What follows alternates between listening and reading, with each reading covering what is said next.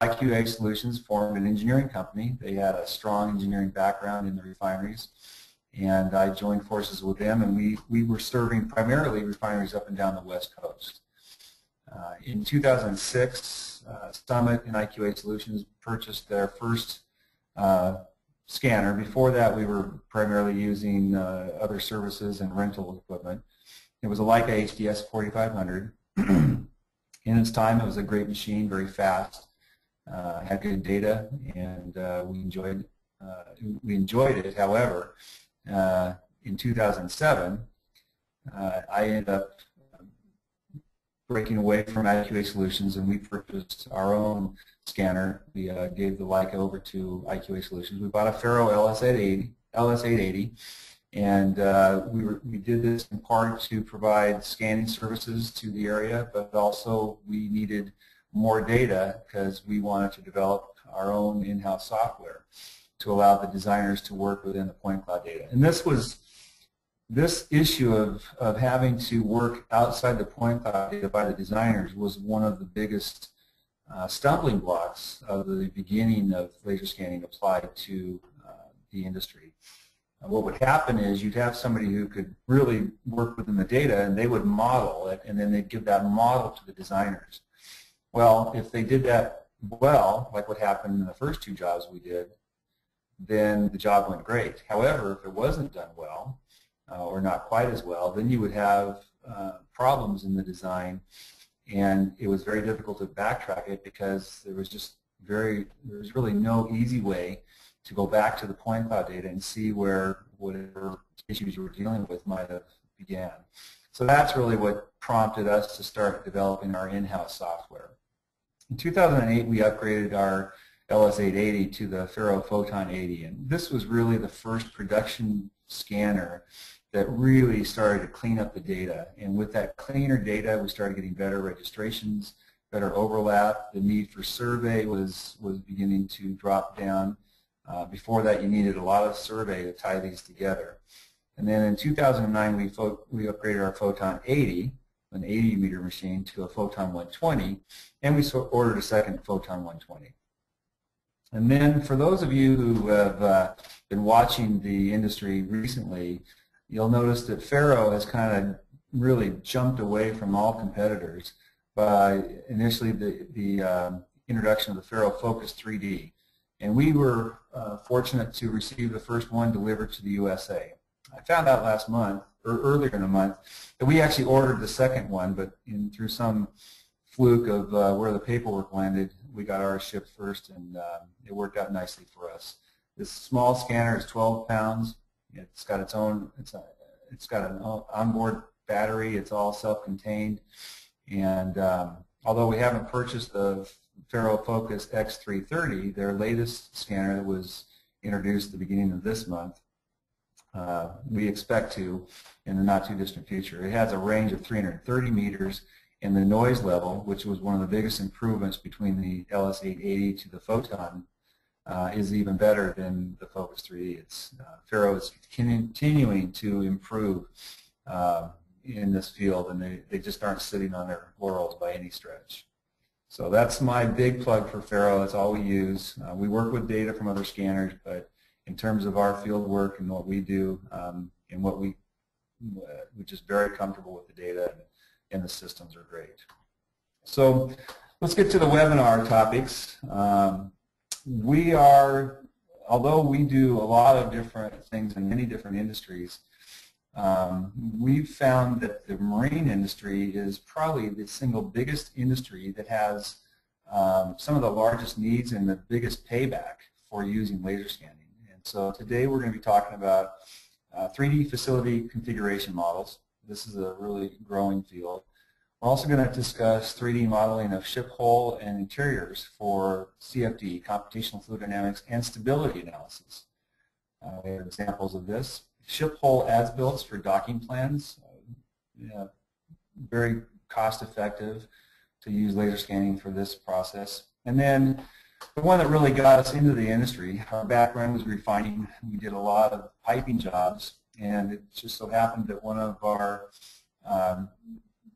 the constructors for one of the piping jobs ended up taking on a large piping piping retrofit for a large ship, and he said, hey, can you guys come out and scan this? And of course we said we could, and the huge benefits to his project were just instantaneously appreciated. So, and then finally we mentioned our in-house software. We're actually getting ready to go out and offer to clients.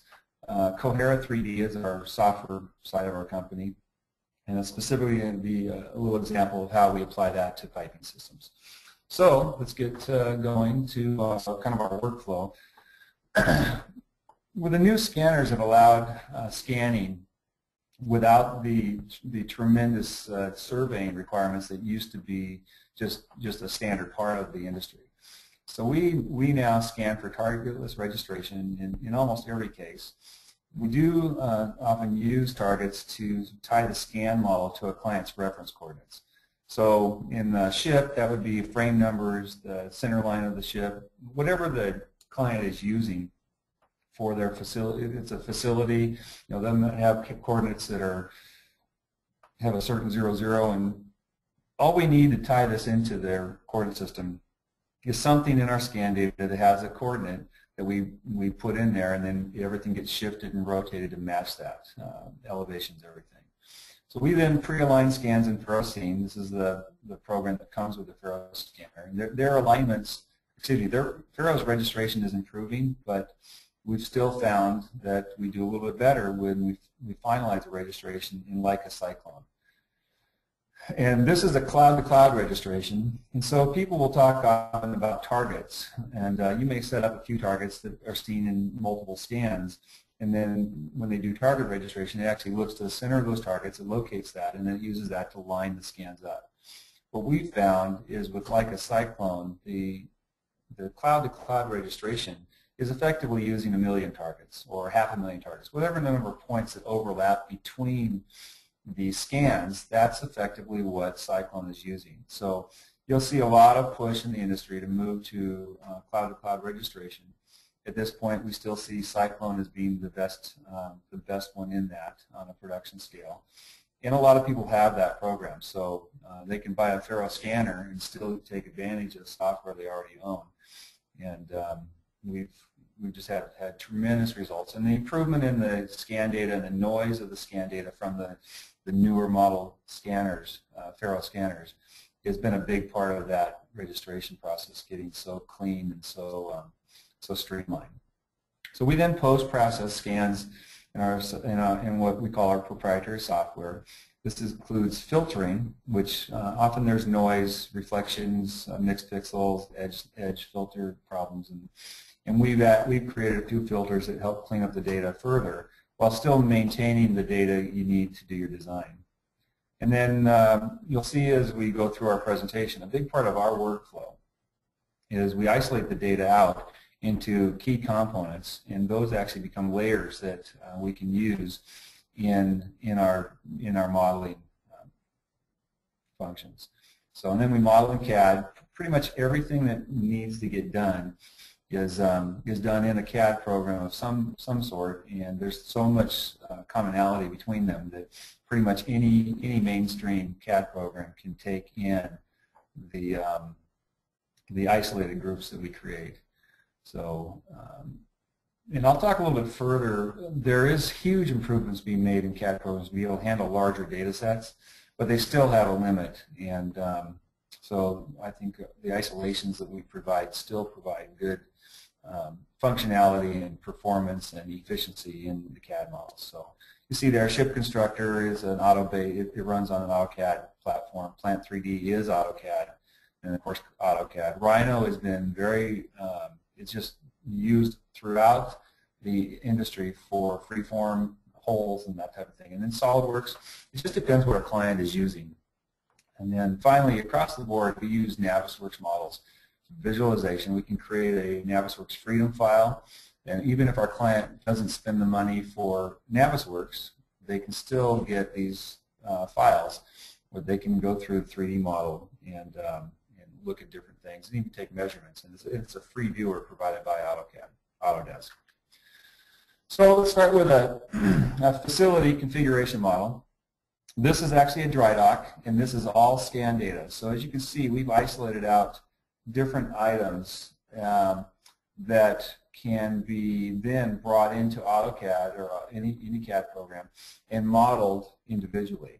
So typically from here, we would, once again, our process is, and the purpose is, you got to accurate facility point cloud models. So these are very useful for visualization of staged production lines. So where you put everything as you're bringing something through your facility, simulating crane reaches, throughput modeling. So where do you get stuff at what point in your process on the facility layout, staging of materials, and then a big one is you've got these older shipyards and that have clearances, and now they're trying to build larger ships in them. Well, what happens if the facility actually impinges on something you expected to use to make your production very efficient, like an automated welding machine? Well, you can do this all in advance in a virtual world before you ever bring the expensive, hard-to-move items into it. So the method is just to scan the existing facilities. It's usually not existing facilities are usually fairly open, and so you can scan them pretty quickly. You align it to facility coordinates. You isolate the various structures.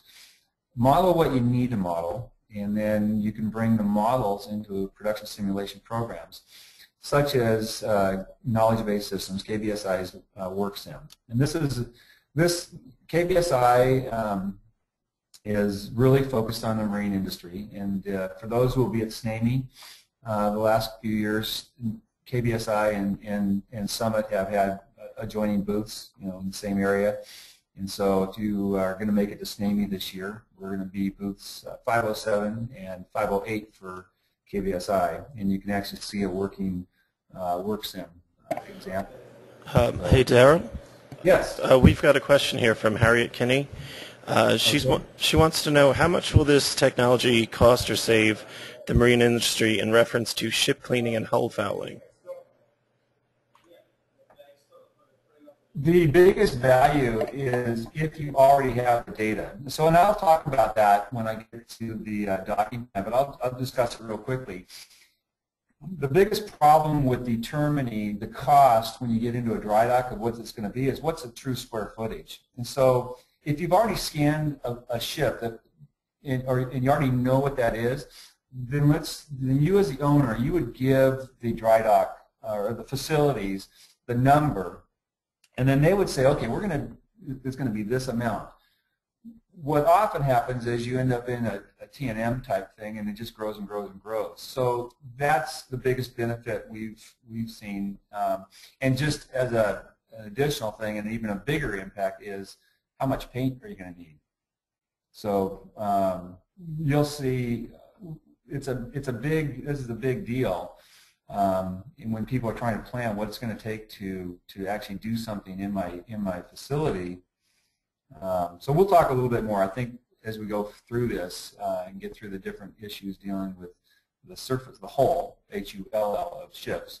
I think it'll become apparent how you guys can use that in your own planning purposes. Does that make sense? So with that, I've got a little video here, and this is that dry dock we were just looking at.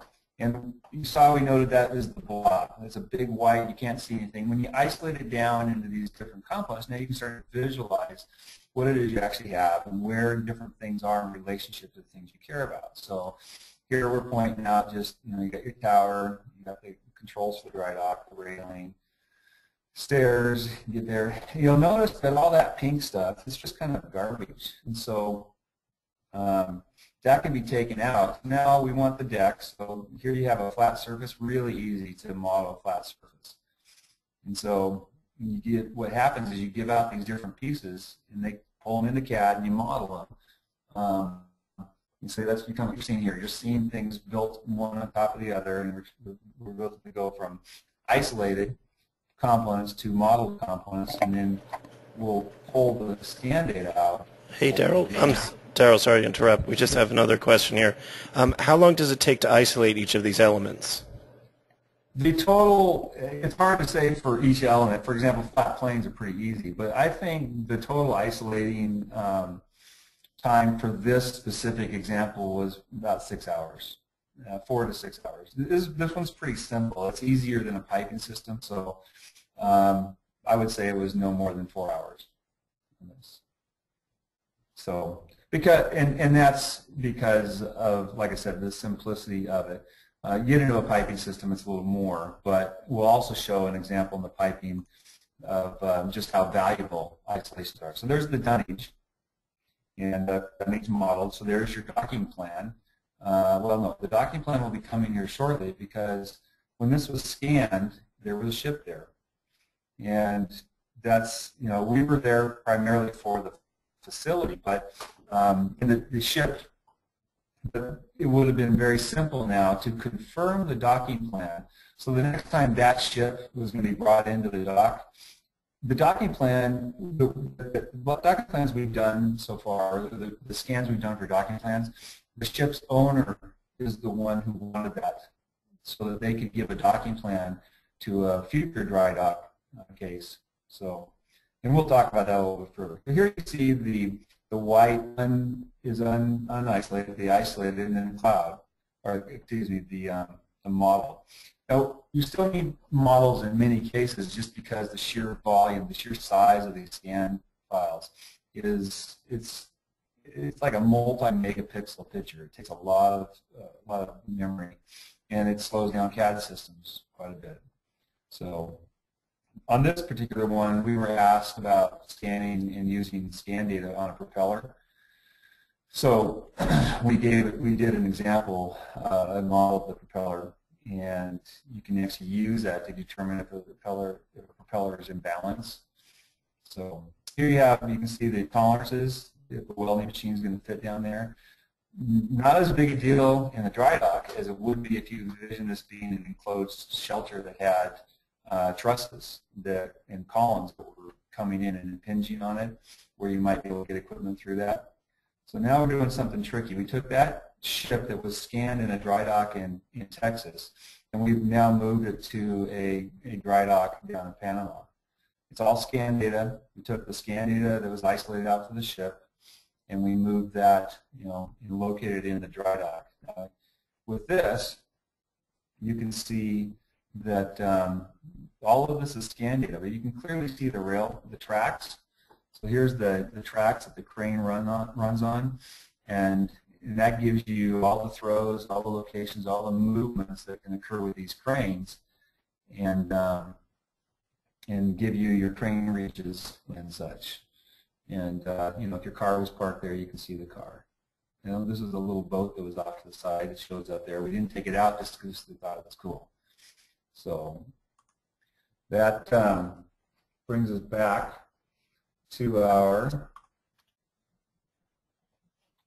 discussion of KVSI's WorkSim program. Here is a screenshot from WorkSim, and it's been annotated to show how it can actually be used for your business. Got a dry dock model, provides visual reference for crane locations. Vessel clearances for work areas can be validated before docking. Interferences become visually obvious, and then crane movement. There's a lot of programs out there that can you actually have your item, your crane, and you can move it through the yard, attach it to the rails in this case, and get it to where it needs to be, and just confirm. Basically a virtual run through the entire facility before you ever start. And with that, that helps you define your schedule, your requirements, process steps for durations and resource assignments, resource definitions including dry docks and cranes, and all of that. And this is how the new industry is really getting more efficient and being able to do more with the existing facilities. So any questions you might have as we finish up with 3D facility configuration models? So, okay, we will move on to another area that is growing significantly for a lot of reasons, but I will say the biggest one is fuel costs. For me, fuel costs are not too terrible because we work in refineries as well, and we work in crude production. But for shipping companies, the cost of fuel and optimizing is one of the big requirements for, or one of the justifications for computational fluid dynamics and hydrodynamics. So you'll see at SNAME and Workboat, you'll usually see 5 to 10 companies who are selling their wares for their computational fluid dynamics programs, and the reason why they can do that is because it's worth a lot of, it has high value in the industry. So, actually, Daryl, I'm sorry, we do have one question okay. about the 3D modeling. Okay. Let me just hang on. I'm just waiting for Joe to write the rest of the question. Or do you think it would be better to come back to that? That's okay. We can jump in. We're still kind of in that same area, and it's fresh. So we'll. I'll just finish going through this slide, and then you can ask the question. So the issue, what's growing in the industry is the need for good models, valid models of the hull of these vessels, and because they're used in many different ways. So, and one of the last ones you see here is modification or repair to a hull. And I'll give you an example of one. There's been a lot of work done recently on vessels that were, short, and they decided they wanted to lengthen them. And so what they do is they cut them right down the middle, or some reasonable spot, and they drop in an extension, or not an extension, but just a place in the middle, and they make it 20-30% longer. Well, to do that, you either need to brute force the metal into place, or you need to scan. There's really no other way to measure it such that it'll really line up properly. If you do it the brute force way, everything has to be custom fit, both ends, at the point of insertion. However, if you scan it and you model it properly, you can actually roll it and bend it and shape it and prefabricate it so that they come together, just like they're doing for new construction. So scanning has a tremendous value in that respect. So you got the question there? Not yet. Still waiting on it. Okay, we'll keep going. Okay, so thanks. There's a little bit it's a little bit different when you're getting into this type of modeling, because these surfaces are free-form for all practical purposes. So there's a lot more precision and mathematical fit requirements for this than there is per se in a perfectly round cylinder or the flat parts of a facility.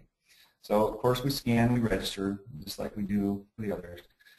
We then prepare the surface, and we found that when you're trying to fit a hull, you really need to get just the hull. You want to get all the other pieces that, the keel coolers and all the other things that aren't part of the hull, you want them out of there. If you leave them in the scan data before you fit that surface, you have a lot of problems you have to clean up in the surface fitting. So we filter and clean up the data, the invalid data. That doesn't mean we get rid of the keel coolers. You end up having to put those back if they're any significance, because they do affect the hydrodynamics. And then you remove the non-hull data, the mathematical fit of the prepared scan data, and then refinements to create final surfaces. And these are often done in programs like Rhino. So nerve surfaces, that's basically Rhino is that. Hull curves, interior surfaces, decks, compartments, bulkheads, penetrations, large equipment. Those last, the interior surfaces, that's more normal, that's more common, because they're usually flat and it's something relatively easy to model. And we don't really care too much about the exact shape, so you really model it to whatever you need. The hull you care about, because that surface shape is what impacts the hydrodynamics. The interior, you mostly want it to be roughly in the right location and roughly the right shape and size so that it can get the right weight for the stability analysis. So, you have that question? Yes, I do, Joe. It's from Joe. So he says, okay, so as I understand the service, he could then take a snapshot of, for example, a pump room, and then create the picture and decide how and if possible someone could add in a ballast water treatment system. But Yeah, in fact, I'll do this more when we get to it, but this is Navisworks. This is all scan data. So I'm trying to move slow because when you're doing a live program, this is a ballast water treatment facility, small one, or module.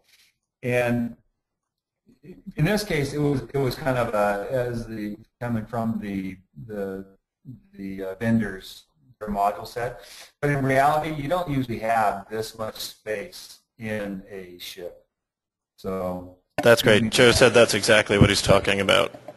Yeah, so we'll talk more about this when we get to the piping system. But yeah, this is to me what is really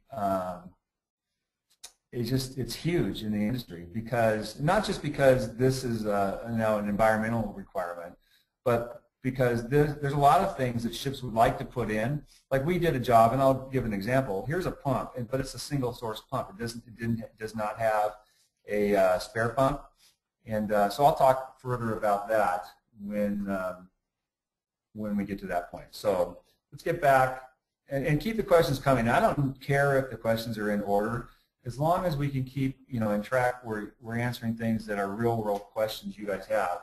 That's the purpose of this. Someplace that you can apply this technology to save money and get jobs done better. So with that said, this is a ship that had. Oh, we have another question there, Daryl. Okay. This is from John. How are you defining the center line on older vessels in particular that are not perfectly symmetrical port starboard? Okay. There's a little bit related to this. How are you setting up baseline and identifying internal structure to align things on standard frame locations? Okay, so I'll answer that one, but I'm going to let Norm answer the first one, because we did the Glomar Explorer. For those of you who know history of ships, was a ship that Howard Hughes built to recover a Russian submarine that sunk. It was built, fast, and it was thrown together, and so the pipes were not square. And so, actually, Norm, why don't you go ahead and explain? What we did is, the client needed something that would give them a reference, and so. It's quite possible there's a beam that's down the center that we can line to, and if it provides a symmetric geometry, then we can use that to compare to. Also, it also depends if you can actually see the inside of the hull, and then we can compare the symmetry between the two sides. And with our wing walls or whatever, we may have to work with drawings to help facilitate understanding that. And I think this is also a part where the owner needs to play a role from the standpoint of what's important to them. Yeah. So if the rule of thumb to keep in mind here is, if you can see it, we can scan it, whether it's in a compartment or whatever, and we can connect it to the rest of the scan data.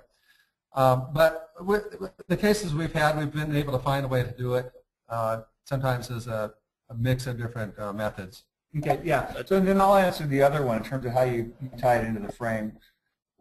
What we find, the scan data is, especially for older vessels, way more precise than even the ability to construct it in the olden days and locate the frames. So what we do is we have the client actually identify, for example, a bulkhead, and say this bulkhead is frame 95. And from then on, all the other frames are referenced to that. We call that one right, and then we let them know where the other ones are compared to it in terms of the the drawing. So even though they may show a 3-foot spacing, frame to frame to frame to frame, there may be a 35-inch spacing and then a 37-inch frame spacing, and it might have even occurred at frame 95 bulkhead.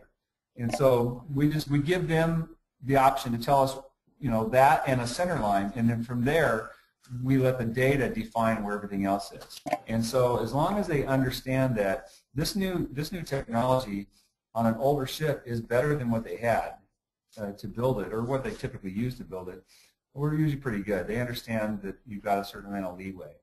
There was one other piece. There's symmetry. There's About a just. symmetry. I'm sorry. Go ahead. About symmetry. We had an inquiry. We actually didn't do this job, but they wanted to evaluate it for hydrodynamics, and they said, well, we're fine just assuming it's symmetrical. I thought, okay, that's interesting, because it was a really old vessel. And but so what I told them is, if that's what you want, you really only want us to scan one half, actually just a quarter of this, just the front quarter. It says then you have to locate a target on the keel. What you determine is the exact center line, and you need to do that in 2 places. Since they didn't want to pay for the whole thing to be scanned, we weren't going to be able to get along, enough length to give a good center line. So that was going to be their job to do. It ended up not going through. I'm not sure the vessel was so old that it was able to justify all, not just our efforts, because ours was only going to be a few $1,000s of the whole thing.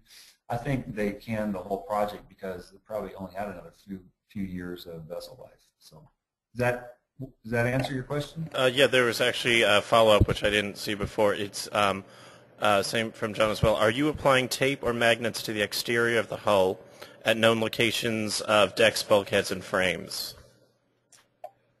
No, we haven't yet. What we've talked with certain clients about is doing that so that they have the equivalent of a monument system, but it wouldn't be something that would be temporary. We would suggest that they put in a monument that becomes a standard, just like surveyors' monuments, on land. And so from then on, that's a known place, and then it would show up in your scan data, and it would define where you are relative to the equivalent of plant coordinates, the coordinates that they care about for the ship. And we have one more question from Bill. He wants to know, how accurate is the scan? 0.01 millimeters, or how long does it take? Okay, not 0.01 millimeters. I do have an example of that, but no, the focus scanner is classified as a 1 millimeter machine over 25 feet. We found it does better, but understand too that you also are registering scans to scans to scans. So what we pretty consistently say is surfaces are good, which a ship is almost always good. We've had problems in areas where it's really shiny, like brand new factories. We did a job at Los Alamos National Laboratories where there's a lot of shiny stuff. Companies like Intel have a lot of shiny stainless around. Those shiny surfaces aren't as easy, but we've never found a problem with too much shiny on a ship. They're always pretty dirty, and so we easily can get a 1/4 inch over 50 feet. Okay, and then John asked again.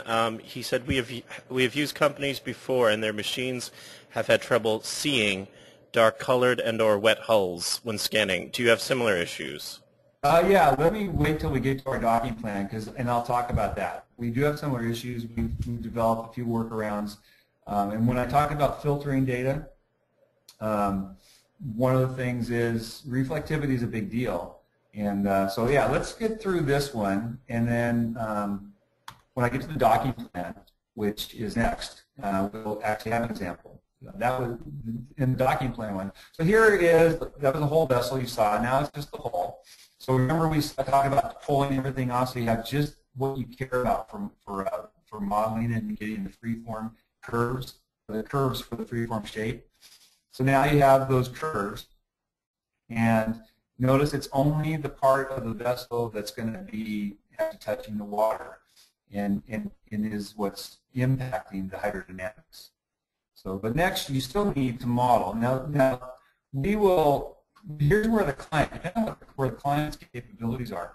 Typically, if a client's asking us for this, they have a design firm that can do the interior stuff. And so, even though on this one we did everything, we're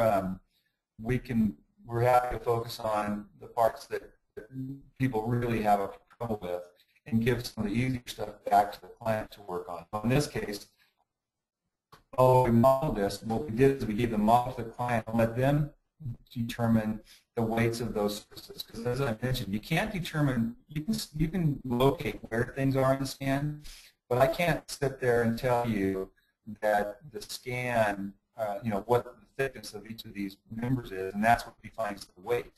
So I can't tell you what it is, and I can't tell you how thick it is, but I can tell you where it is. So in this case, we modeled all the internal features of this vessel. This vessel had so many revisions done to it that it became basically top-heavy, and it needed stability analysis just to make sure that it would work well. So, so that, and this is kind of a little plug for Autodesk. Autodesk has done so many great things to also make things pleasant to look at. And this is just a rendering program called Showcase. And so that model you saw before, which was the meat and potatoes of it, this is the show and tell of it. So if you guys need to make presentations and you're using Autodesk products, this is Showcase and is a nice one to use. So here is this is a hull. This is a ship that needed a stability analysis, and it is obviously not ready to float, but it was ready to be scanned. So we scanned it, and here is here is that hull. And once again, all we scanned was that hull. We didn't go into it because the owner, they already had a pretty good idea of what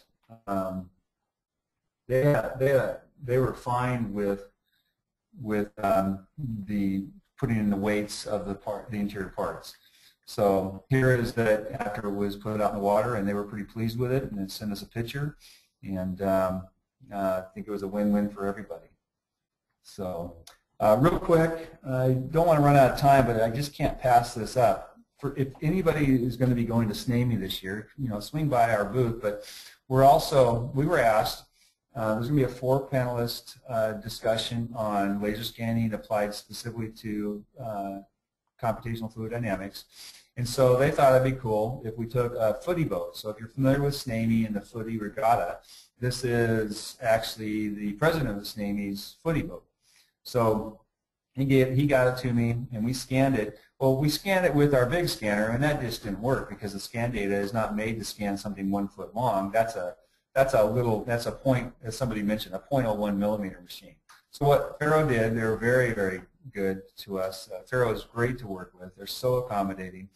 We got together with their Faro arm guy, and this is a machining level scanner. It mounts on a stable place, and it goes around. He scanned this for me. Took him, it couldn't have been more than 20 minutes. He scanned all the way around it, and then we modeled it. And then there's the model, and that model is going to go into CD Adapco's computational fluid dynamics program, and they're going to be showing some simple CFD analysis on a 1 foot footy boat that was scanned with a Faro arm, not a focus. But we can do this same thing, and we are doing this same thing with the big ships. This one, okay, that's a big one. Here's a toy, but the toy is a good example that you can actually have at the trade show, which we're going to have at SNAME for everybody to look at. Okay, so I kind of mentioned we had this docking plan. This was a vessel that was relatively new, but the hull didn't quite match the docking plan. So when they brought it into dry dock, they had to do a lot of custom location of the dunnage. So this brings us to the purpose of scanning for a docking plan. Often ships do not have accurate hull drawings. Not every ship is built as designed. Clients have their ships scanned during dry dock so they can create accurate docking plans for the future. And if I had the question beforehand about cleaning of vessels and then just that and painting the holes. If you've got a good hull, a model that you can give to whichever yard you're going to bring it in, they can do a docking plan and be completely prepared for that. They'll have the right amount of paint. They'll have the right manpower to clean it and prepare it. And all of that, since square footage is usually what defines the cost, it's all clean and tidy for you guys to do your estimates and for the clients to have a really good handle of their asset and what it's going to cost. So I really appreciate that question, and I think that can justify this along with all the other things that we've been talking about. So with that said, here is the Shaniga. It's a ferry up north in Alaska. Well, we get up there to scan, and we had been given the dimensions, and we had kind of estimated a 25-foot grid for scanning. Well, first thing, Daryl Sharp is our lead scanning specialist. The first thing he noticed is this surface doesn't look normal. Well, they had a special treatment coating paint on this that reduced friction and greatly improves the fuel economy of this. And they had just pressure washed it, so it was all bright and shiny and ready to go. Well, And dark. And it was dark, and so the first scans spaced out were just not going to fly.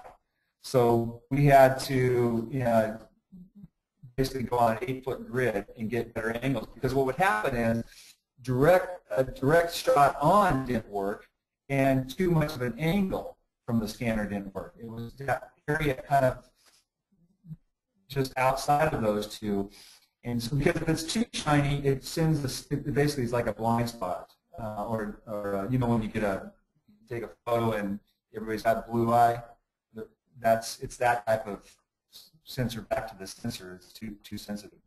So we had to basically do instead of 30 scans, we did, I think it was close to 100.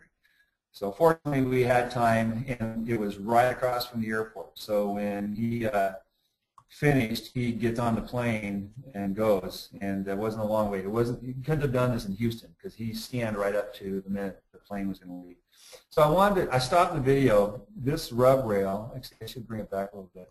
What happens is, for the docking plan, they really care about the dimension, a reference dimension. So there had to be something that they cared about. So you'll notice we didn't model the upper part. In fact, we didn't even scan the upper part of this. We only scanned the bottom part that had to do with where the dunnage is going to go.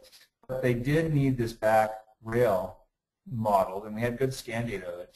And that was what everything's measured from. So next time this comes into dry dock, they will take this and run it right up to the predetermined point. They'll have all the data for what the true hole shape is, and their docking plan will match the actual docking function.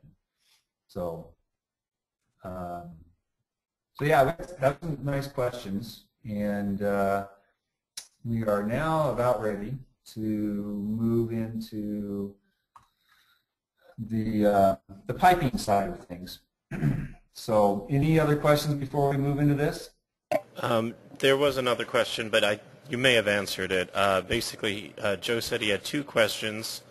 Could this be inserted and integrated into CAD/CAM drawings with this accuracy? And 2, I see the biggest and best utility for this service in terms of equipment retrofit. Is that correct? Well, it's hard to say biggest. It just depends on what your specific needs are. And if that's your area of need, then it's huge. And with ships, it's so much more important than refineries because you have to shoehorn everything in. You'll see in my example of a pretty tight fit of a high-pressure mud pump. It had to drop in and had 18 inches on one side. So, but you said CAD/CAM? Yeah. Could it be inserted and integrated into CAD/CAM drawings with this accuracy?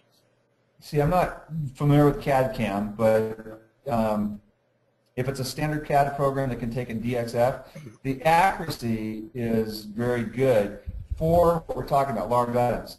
The only CAD/CAM / function I can remember right now is machining level, like inventor type, product design stuff, and that would be your Faro arm more than the Faro focus, if that helps. Okay, and then Martin has a question. Was the ferry paint a fluoropolymer? I have no idea. It was a silicone-based coating. Okay. And then another question, would it, from Joe again, I think about the CAD/CAM, would it fit into a standard naval architect's white schematics? I don't know. I'll try to research that and answer by SNAME. We'll have lots of naval architects around for there. In fact, most of the guys that I work with at SNAME are naval architects. So I'm not familiar with that, though. It's not something we've. It's funny.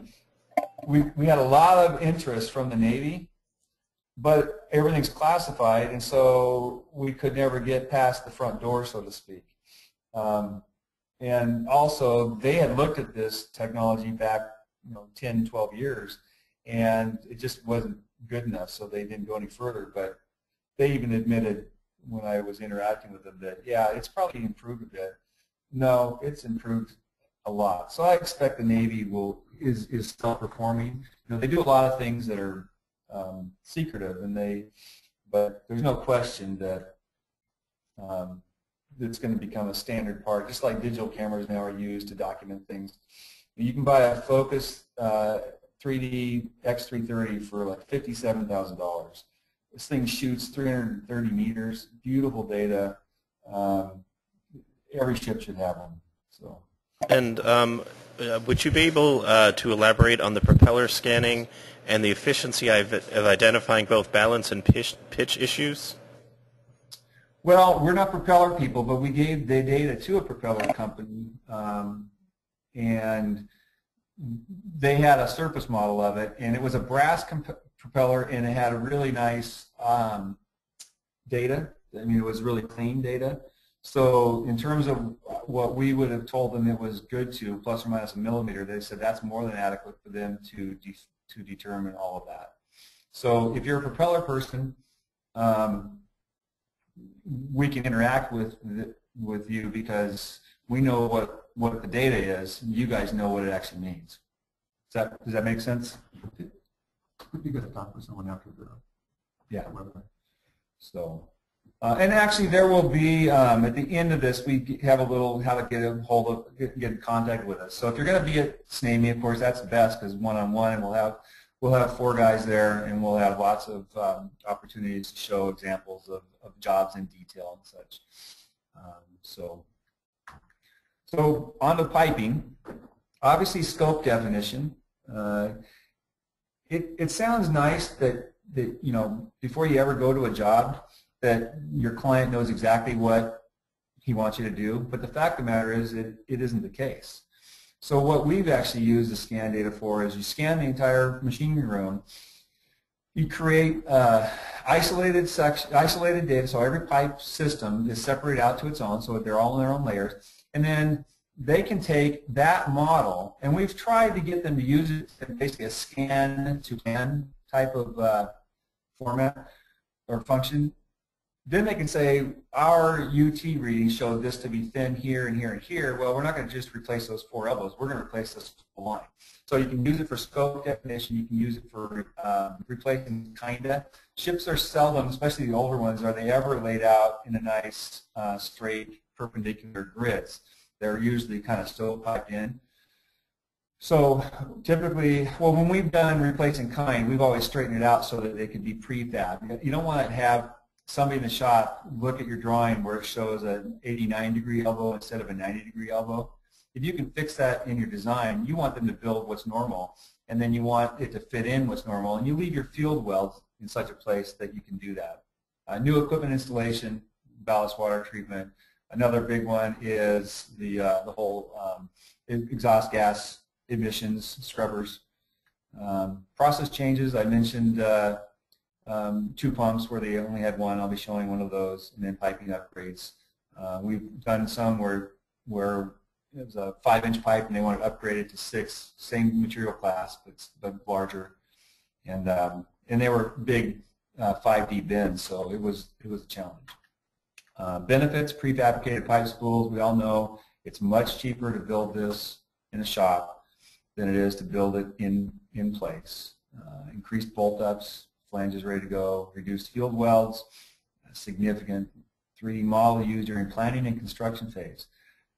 This one, if you have the right construction guy, we had a job that went about as smooth as you can imagine, and it was because Carl, the guy who was running the project, he was familiar with the process, he'd been involved in another job, he believed in it, and so even when things look like they might not actually fit if you just tape measure and plumb bob, he knew from his experience that it will fit, and he had the guys just put it in. Sure enough, it fit. And we had another job where Carl was around, but not. He wasn't. It wasn't his prime job. And when he took off for a bit, they went back to the old-fashioned way of doing things, and nothing fit. Everything had to be recut and redone, and only to find out that it would have fit if they tried, but because they couldn't measure it accurately, they just assumed it wasn't going to fit. And then, of course, dry dock time, $50,000 to $80,000 a day, depending on what that is. That's reduced dry dock time. And then, of course, if you have a ship that's making money when it's on the ocean, you want it back out there, whether it's a drill ship or it's moving stuff. So all in all, a little bit of scanning investment has a huge rate of return for all of these things. And usually managers sleep better when they have been able to visualize what they're supposed to do the next day and in a 3D model. So here's a register scan data. It's a blob.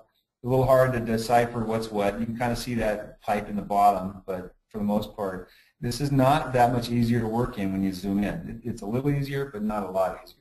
Looks like we're getting ready to run out of time, so I'm going to zoom through these. Here's isolated scan data.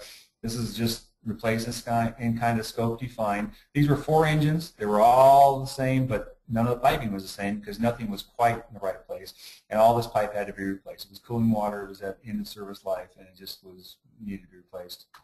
So here's a model on top of the scan data. Here's the model itself. Creating the standard isometric for fabrication, spool fabrication. You'll notice here we have fabrication bill of materials and then field bill of materials. So we separate it out so it's really easy for them to manage the work. On this ship, they had 4 pumps that were just delivered but no drawings. And they said, we need those pumps installed here because we need a spare. So we scanned the pump, and then we dropped the 2 pumps in place of where 1. So if you can see my little cursor, there was 1 pump here. Now we got 2 pumps. Well, we never even had certified drawings of the pump, but we had the pump. So we scanned the pump on the pallets, and then we used that. We never modeled the pumps. We just got those dimensions, and then we dropped them in and did the piping around it. So here's a closer shot of that. So here is the forward pump room, the glow marks for. This is the color coding is isolated. The ghost image in the back is corridors. It's subsampled down to a small enough data set that you can actually use it in gap. And then here's the new design over it. And you'll notice we actually had some lines straightened out. Before, these lines used to go around a big obstruction that was gone. So we straightened it out, and it was much easier to build, obviously. So once again, fabrication. So we could also note this ship was in production about 5 months or so before it was going to the shipyard. So no downtime for the scanning. Yeah, this was scanned while it was drilling. So this is another drill ship. This is the deck. Here's the derrick. Well, actually, this is the whole ship. So you got the scan data down below. Here we have isolated. This is the high-pressure drilling mud. So that's all we cared about was that system. Scanned it. Here's, once again, that isolated out. And these pieces were given to the designers, and they were also given the corridors that they had to fit through, because this one we had to upsize from 5 inches to 6 inches. So all those long radius bins had to make sure they made it. And then I don't think we have time, any more time, except for a couple of questions. But in a nutshell, that is our presentation. This is Cohera 3D Laser Scanning Solutions is the software company we've started, and hopefully by early next year that'll be something everybody knows. But we're just in the beginning stages of that. So, and then here's how to get a hold of us. And it doesn't look like I gave you a phone number, but you can go to our website and get contact information from there. Okay, appreciate your attention. I really like your questions. Involvement of the audience is always best. Otherwise, we're just talking to things that may not matter. We do have a few questions here. Daryl, just one second. Can you provide a link to the slides used in your presentation for future reference and support in my purchasing lobby efforts with senior management? Also, can you provide a participation certificate to document my time invested with in-house accounting? So we'll be able to do that, discuss that later on. But a lot of thank yous and a lot of very informatives. Good, good. Does anyone else have any questions?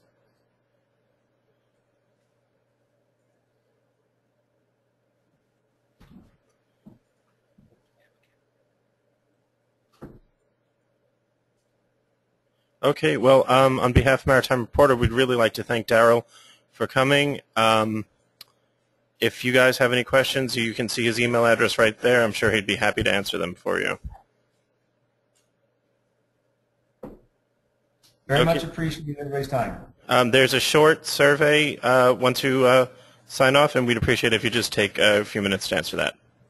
Thanks again. Thank you. Bye-bye.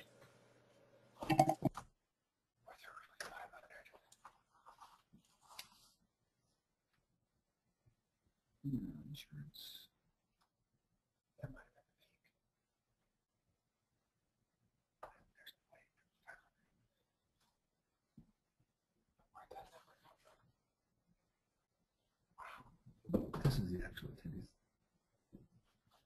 Yep, well, this is the ones that remain. They're dropping off. Yeah.